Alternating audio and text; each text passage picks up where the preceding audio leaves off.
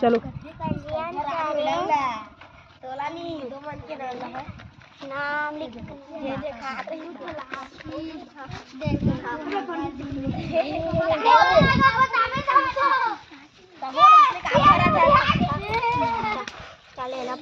पर्ची उठाइए।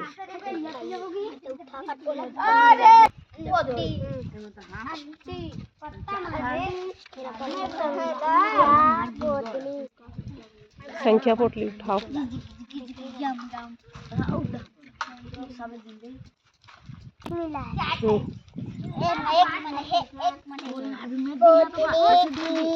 वस्तु के बारे में कविता गीत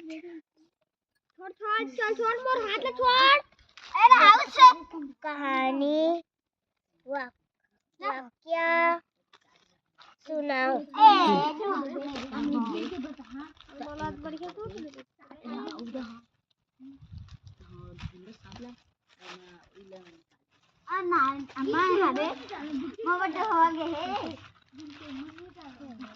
मैं मांग दूध था तू बता था मैं चार सब्जियां मुझे बैगन मिला।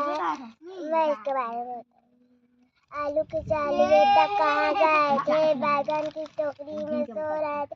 बैगन ने लात मारी रो रहे थे। मम्मी ने प्यार करी हंस रहे थे। पापा ने पैसा दिए नाच रहे थे। भैया ने लड्डू दिया खाए। Very good.